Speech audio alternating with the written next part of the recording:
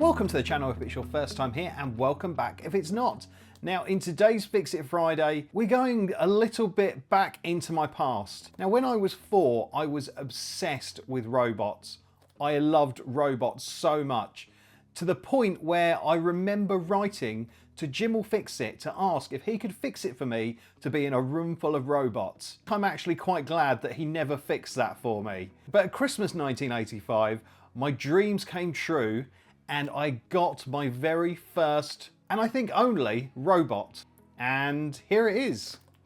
Now, this isn't the exact one that I got, because I imagine that's in landfill somewhere now, but this is the same model. Now, I picked this up on eBay. I think with the postage, it came to about £30. Oh my God. Oh, holy smokes. Where's the remote? There's the remote. Excellent. I am feeling a little bit emotional about this because, you know, this is the first time in years that I've actually seen one of these. Oh man. It's so weird, isn't it? How sort of stuff like that just hits you right back in the nostalgic feels. Can do with a bit of a clean. Yeah, the stickers are all sort of slightly faded.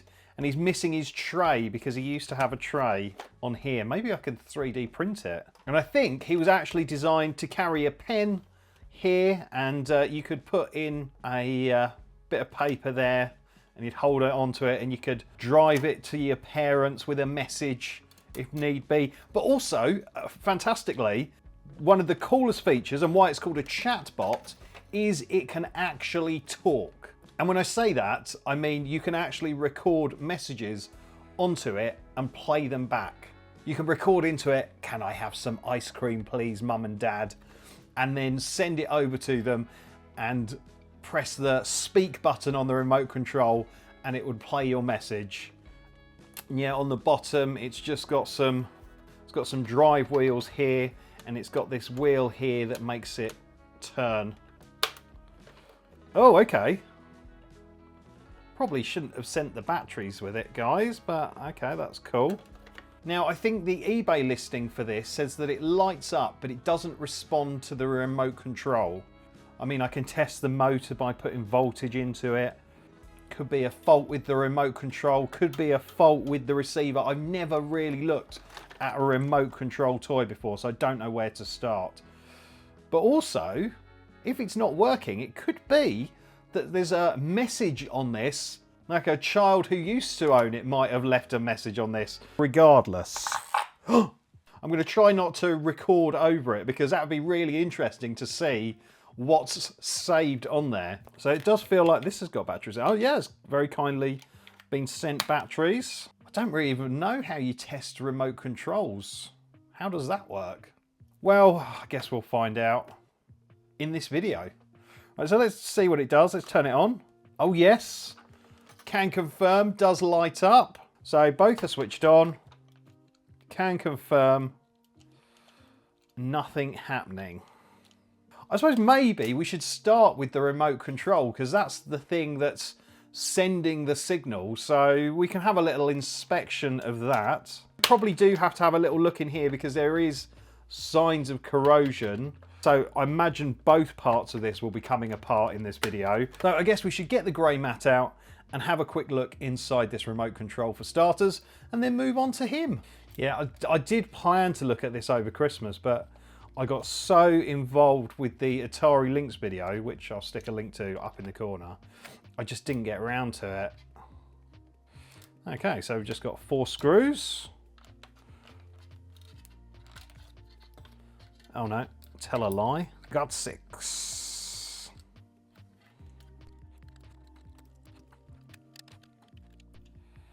Okie dokie. Okay, that's relatively straightforward looking. I know this seems really daft, but I wonder if there's continuity. Because those pads are quite worn. I suppose we should eliminate the basics to start with.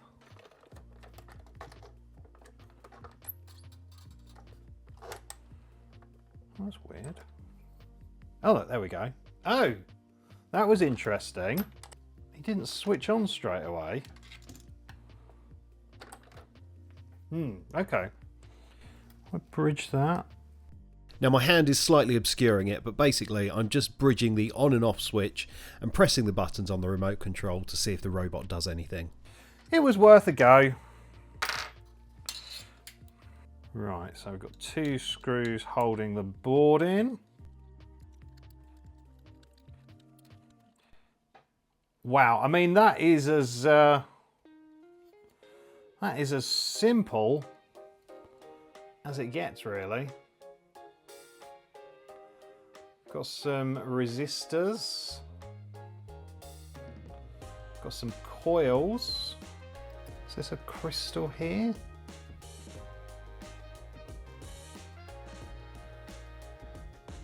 $27,045 KDS.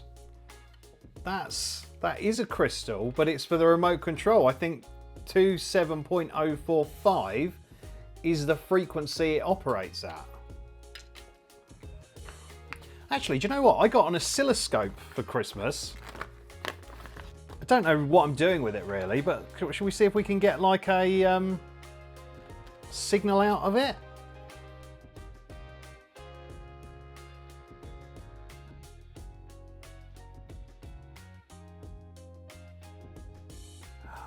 Yes, look!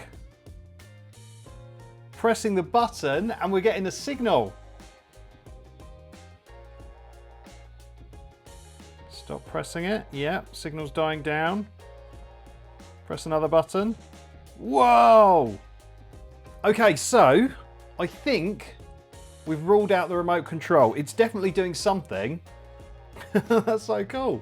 I've never used an oscilloscope before, but that's really smart. So yeah, our crystal's pulsing. And then press a button. Madness ensues. So we've established, I think, that this is doing something. But the doing of stuff obviously isn't translating to the robot itself. So I guess the next job is to disassemble this guy and have a little look inside him. So let's tidy up here and get him disassembled. There's a bit of evidence of corrosion. Doesn't look horrendous. Right, let's take the screws out the bottom first. So while I'm whizzing those screws out, let's give a shout out to our awesome channel members. If you want to become one of them, either on Patreon, Facebook or YouTube, scan the QR code that's on the screen or visit the link in the video description and you can sign up. But at time of editing, our channel members are the Kip fans, who are Matt Lovey's, JRC Electrical, For the Burbs, Wayne Cornish, Rob Lynn, Scott Made a Thing, Michael Wood, Draco MacGyver, Rebecca, Tom Wood and Abigail. Then you have the incredible Kip early birds, who are Tim Salt, Sorcerer Stan, Mark C and Will Bennett. Then I love these people so much, they are the Kip lovers, and they are Bella Webster, Stestick Spix, Lawrence, Scott Kendall, Props Retrofix, Chelsea B, DD Media Production and J Russell Retro Gaming. And there we have our incredible Kip Nutters. These are the top guys and gal. They are Becky Boobar, Alan Green and the My Mate Vince fan club over on Facebook. Thank you to my Kip Nutters and all my other channel members. Anyway, I think the robot is now open. Quite the grubby boy, but that's okay. Let's have a look at what we've got.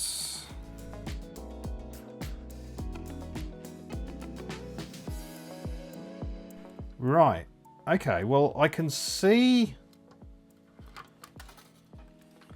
some issues here. Can you see that? Those connections are all really badly corroded. I feel like there's been a battery leak and the corrosion has sort of wicked its way around and just essentially eaten into so much of it. Yeah, I mean, this screw right that's holding the PCB down is just corroded to nothingness. I think what I'm going to do is I'm going to desolder these 2 connections here that are the front connections, so we can remove the front, and then hopefully we can maybe pull the board out a little bit and see what's going on. But it just genuinely looks like all the wires are destroyed. I think I might have to put some fresh solder on to just reflow these connections slightly. I don't think it makes any difference which way round these wires go because they're to the speaker / microphone, but it might. So I know that the bit with Captain Tape on went to the bottom.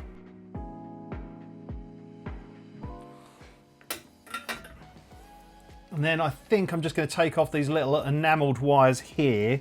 Again, I've just put a bit of Captain Tape on the bottom one so I know that that goes to the bottom. I don't think it'll make much difference, but you know, just in case.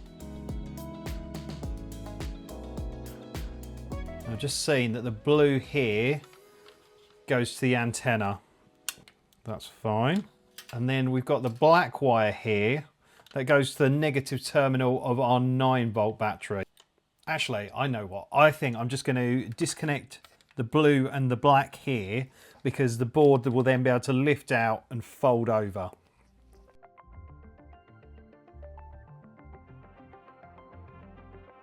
Right, let's get this terribly corroded screw out and we can hopefully see our circuit board. So there's our circuit board. It's very simple. Quite a few capacitors. I think there's a secondary circuit board up here somewhere. Yeah, it gives us a better look at these wires here. And I don't think they're in the best of shape. I guess we could check the motor quickly because the blue and the black here that go to the motor, which look really bad actually. Yeah, let's put a tiny bit of voltage and see if the motor works. Oh, he wants to. Let's crank it up a little bit to 3 volts.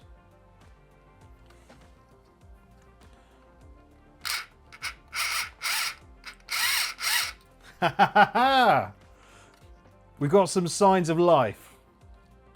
Good. Yeah, I'm just not convinced this wiring's going to be much good.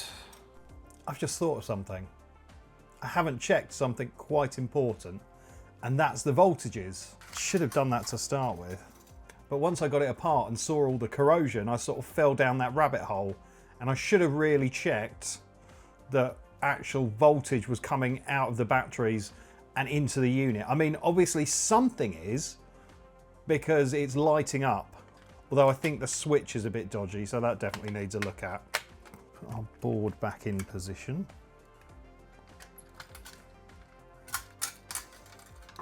We don't really want it floating around for now. So at the front here, we've got 2 terminals for our 2 D-size batteries. So let's just make sure there is voltage. So black is negative and green here is positive. Yep, 3 volts. 2 1.5 volt batteries, 3 volts. Right, and then round the back, we have got our 9-volt battery connections. So green is positive, black is negative. Should have 9 volts.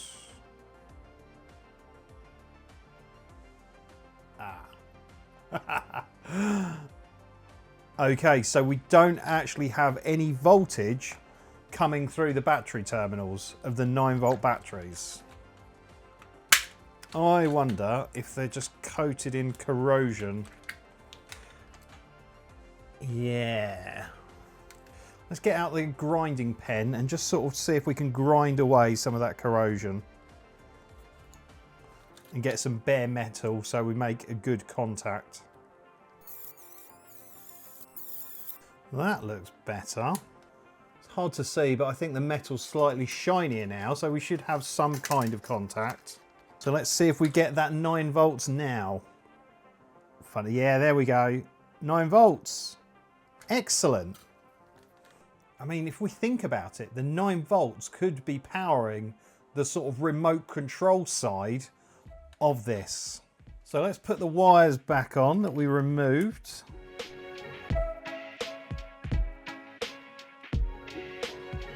We'll leave the speaker off for now because that's not as essential. So in theory, we should be able to turn him on. There we go. Nice. Right. Do we have any life? Look.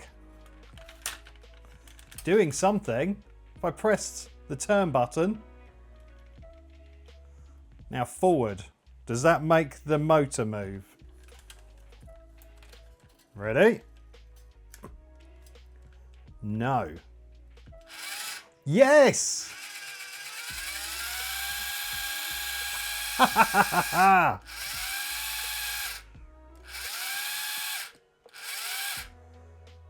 Wow. Okay.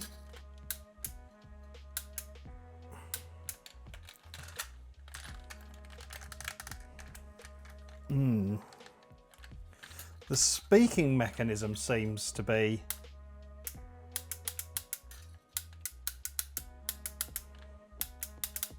because you're meant to be able to oh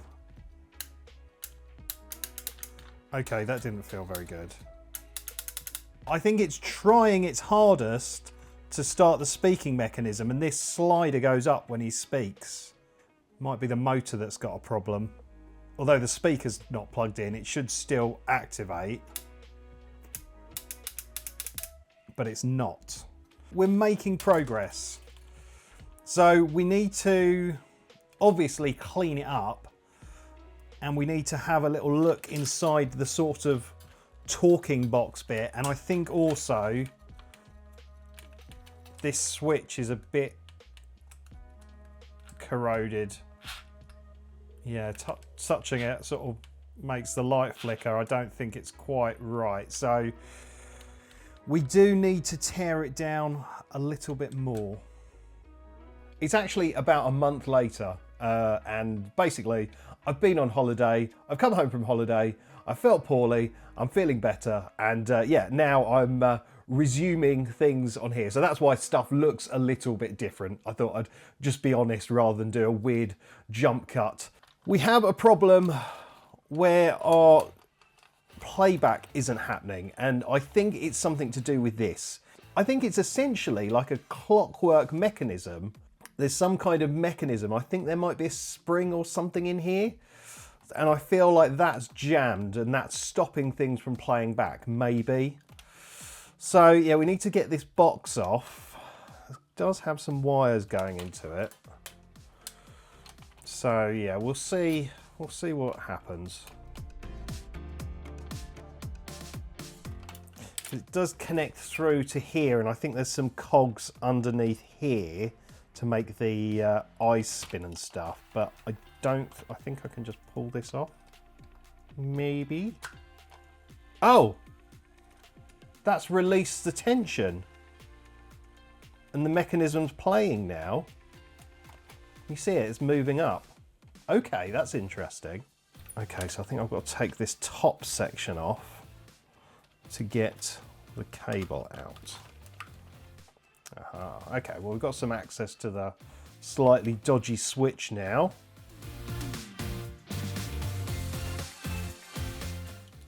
Oh, hang on.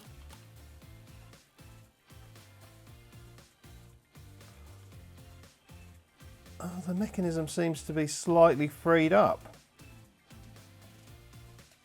Oh, excellent. Ah, look, okay, so if we look here, we've got this spline that comes through, and that goes into this back box here.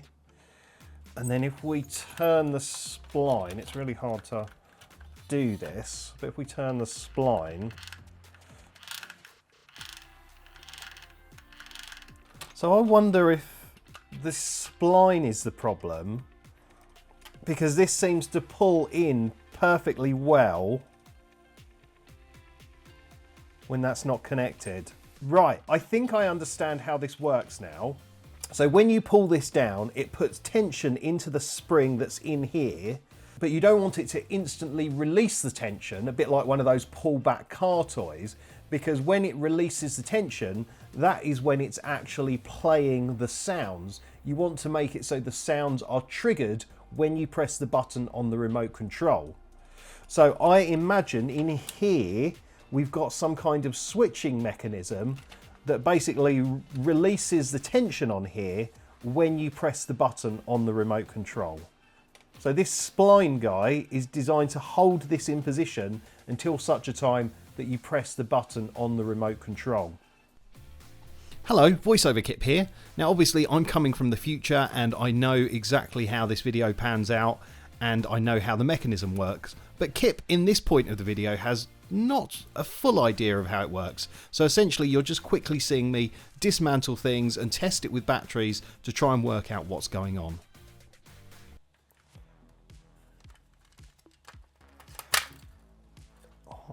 Oh, okay, so this is some sort of solenoid, right.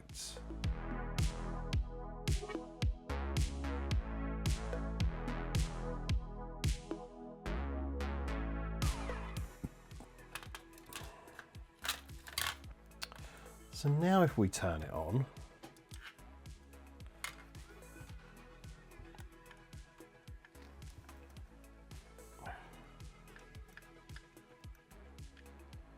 is this a solenoid? It's not actually doing anything. It's making the lights flicker. So it's sort of doing something. I was kind of half expecting this to be moving, maybe. Or maybe it's some sort of electromagnet. But if it was an electromagnet, surely there would be something in here that's magnetic that would be sort of stopping the mechanism. Okay, so if you know how these robots work, then you're probably screaming at me about that bit of plastic right there. But I just hadn't really noticed it actually coming out of the mechanism, so it just didn't register, so I'm sorry. I am so confused. Then it's not making such a positive clunk now. I suppose we can have a little look in here and see if there's anything obvious.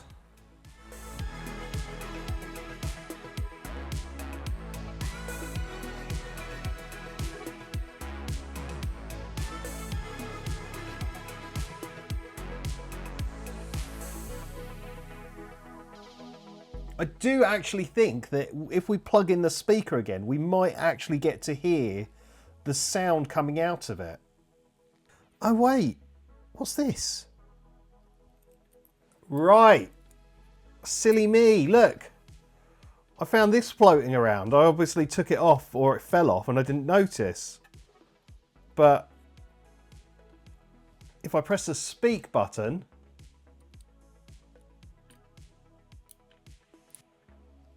it's really hard to see, but it's attracting it to it. There is a magnet, right? Okay, so this is doing something. Let's just see if there's any sounds in, if there's a recording on here before I sort of break anything or do something wrong. I think that's a good idea. It's sort of making sense, and hopefully together we can learn how it all works. But for now, let's put this speaker on and see if we can actually hear a sound. I should turn this off, to be honest.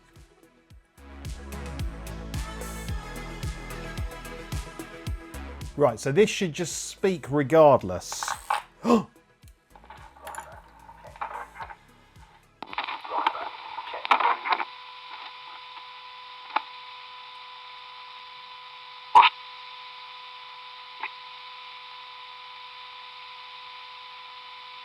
That is really cool. So at least I know there's not some sort of, you know, really deep hidden secret message on here. It just sounded like a man testing to see if this works, maybe. Right, what I think I need to do is get the footage off this camera and try and work out exactly how this looked and how it all went together, because this bit of plastic here seems to be a fairly fundamental part. Okay, I think I've got to the mystery of how this goes back together. So this solenoid or electromagnetic guy sits something like this. So yeah, our flappy chap sort of sits in these two grooves here. So you can sort of see when this is charged, it pulls that back.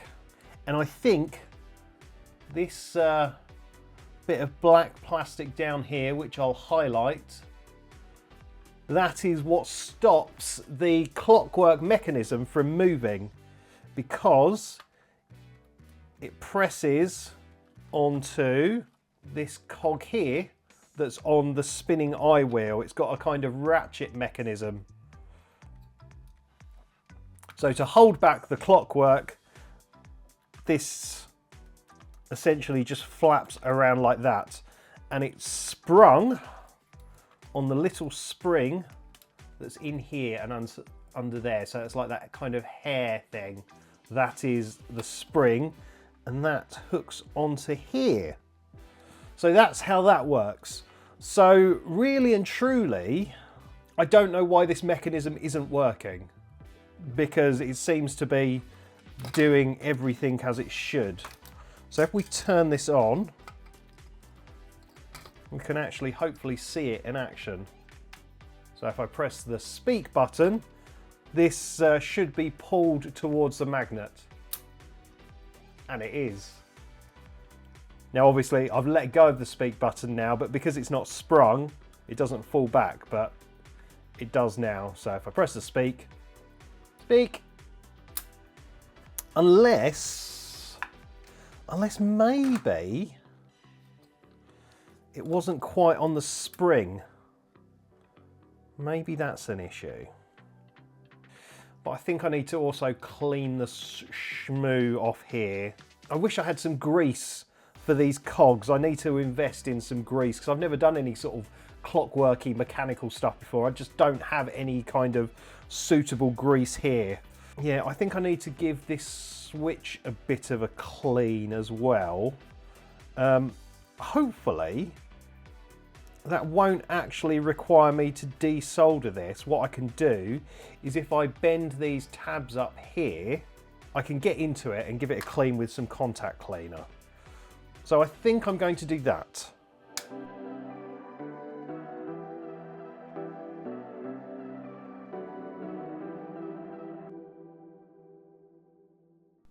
Okay, so yeah, we do have a bit of oxidization, or a bit of wear on there. These guys, contacts are actually okay. So I'm just quickly giving the contacts a clean with some contact cleaner to try and get rid of some of the shmoo and hopefully improve the contact. It does actually sort of help, but it does need a bit of a grind with the grinding pen, so I do that a bit later. Yep, that feels like it's engaging every time now. Awesome. Right, so let's just give this mechanism a bit of a clean. If I pull this out.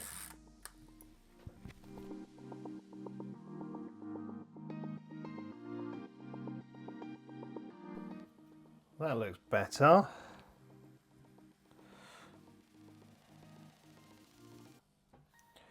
Good.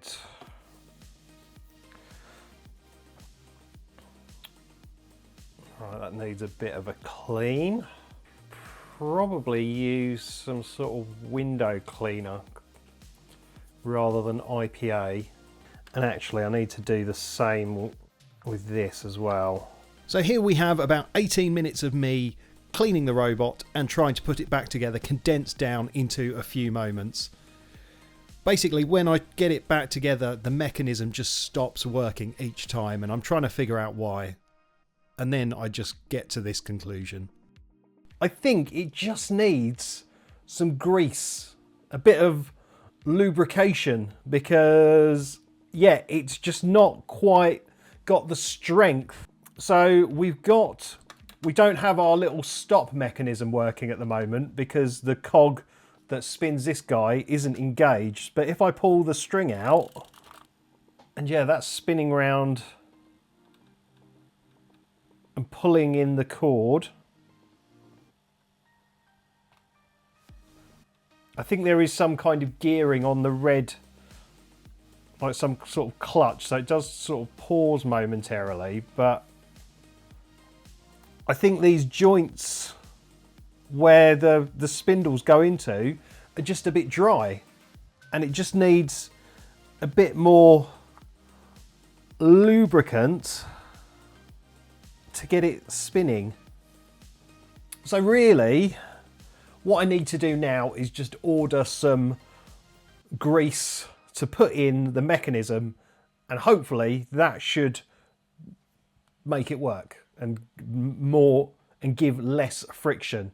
So what I'm going to do is I'll order some from Amazon. Should be here tomorrow, and then I can pick up the video. But I think what I'm going to do in the meantime is I'm going to take the shell and give that a bit of a ruddy good clean, because, well, it needs it. I've got to be really delicate because obviously I've got the stickers and everything. Yeah, it does need a clean. So I'm going to do that off camera because it would just be a lot of scrubbing and stuff. But yeah, I feel like we're making progress, and I'm really happy that I've learned how this mechanism works. It's very clever, it's a very simple clockwork mechanism, but yeah, I think it just needs a bit of lubrication to make it work a bit better. So yeah, I'll be back in a second for you, but it'll be tomorrow for me. Well, it's the next day, and I've now got some grease that I can use to lubricate these cogs a little bit. I must admit, I've been thinking about this repair a lot sort of overnight, and I am maybe thinking that it could well be that the spring inside the voice box just doesn't have the power anymore to drive both the voice box and the cogs. Lubricating the cogs will definitely help because it'll mean there'll be less friction, but I don't know if it's strong enough to work. So it might be that this guy never really speaks again, but I guess we've managed to hear the hidden message that was saved on there from its previous owner, even though it wasn't particularly interesting. I have given him a bit of a clean up on the bodywork plastics. I've not gone too crazy, to be completely honest with you, because it's an old toy, and I think it's kind of nice to have that bit of sort of patina to it where it doesn't look like it's brand new and out of the factory. And I think even no matter how much cleaning you do to this, because of the faded stickers and how they're peeling and stuff, it will never ever look that great. So I didn't want to go too over the top with it. It's just a bit more hygienic and looks a bit better. So, you know, it's never going to be perfect, but it's definitely better. So yeah, let's get some grease on these cogs and see if it works at all. So yeah, I'm just going to put a tiny blob of grease on into the spindles, because I think that's where there's a sort of bit of friction and resistance. I've probably gone a bit over the top with it, but you know, never mind.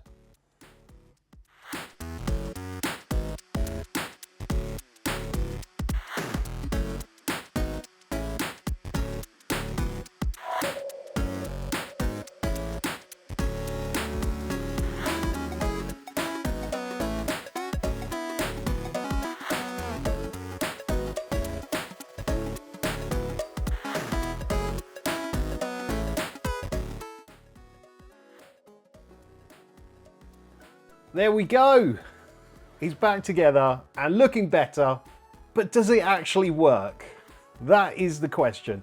I'll be completely honest with you, I'm not feeling overly confident about the torquing mechanism. I think even with the lubricated cogs, I just don't think there's enough power in that spring to spin everything. So yeah, I'm not feeling confident about that, but I'm pretty certain he's going to move like he used to back in the olden days. So I've got some batteries in. Let's turn him on. Yeah, he does a little sort of move as you turn him on. And I think fixing the switch has helped that. I think the contacts on the switch were really bad. Oh, I forgot to mention, I did actually give the switch contacts a little bit of a grind with the grinding pen as well after I gave them a clean. Yeah, I just wasn't entirely happy with the contact. So yeah, I did give them a bit of a polish with the grinding pen and they came up a lot nicer. But I did that while I was cleaning it, so I didn't record it. Actually, if you've watched this far into the video, put, where did you get your grinding pen from? In the comments section. And I'll make sure I add a link to it in the description as well. And you can check it out because it's really great. So yeah, put, where did you put your grinding pen from? In the comments of the video. And we'll see if you got this far in the vid. So yeah, let's see if he actually works. Oh, I need to turn on the remote control, that helps. Oh, yeah. Okay, so turning on the remote control does something. So let's make him go forward. Let's make him turn. I think turn makes him go backwards and rotate. Nice. Let's make him go forwards. I don't know what to do about the aerial. The aerial is a bit droopy. It would be nice to have a replacement, but I don't know if you can buy aerials like this anymore. Yeah. I don't want to add like a pull-up one like you'd find on a radio. I kind of like the floppy nature, but obviously it's quite bent. Now, okay, so we know that he can move. That's fine.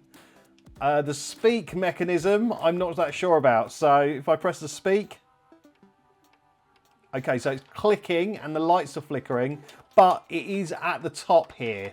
So the cog it is at its utmost position, so it won't actually speak or move. What happens if we pull it down? Oh, it makes the noise, but I don't imagine pressing the speak button is going to make it work.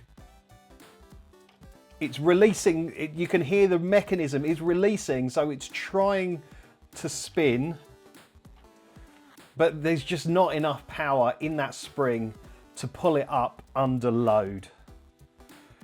I feel like I've learned a lot in this video.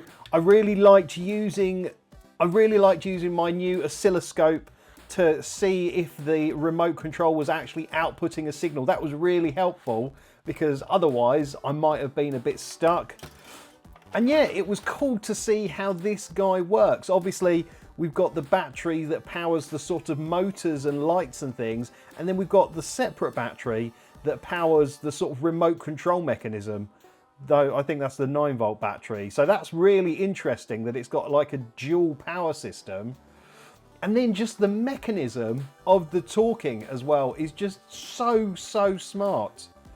Yeah, it's really clever how it works, and it's got combining a clockwork mechanism with sort of electronics. It's so simple, but it's so clever. But obviously, after nearly 40 years, yeah, it's just not up to working properly. But it's okay. I feel like I've learnt a lot, and hopefully you've learnt some things as well, and it's been interesting for you. I mean, if any of you know if it's possible to replace the spring in the talking box to make it more powerful, maybe that's something I could look at in the future videos if anyone's got any wise comments on it. But I don't know. I'm kind of happy that it just does its robot-y stuff, and at least we know that it did have a recording on it. We could play it and we could hear it. So yeah, I've really enjoyed this Fix It Friday. Although it's not been a complete success, I feel like I've learnt a lot and hopefully made you smile. And if I have made you smile, then it's got to be worth a like on this video. But yeah, I don't think I've got anything else to say. So thank you so much for watching. Don't forget to like and subscribe. But for now, it's game over.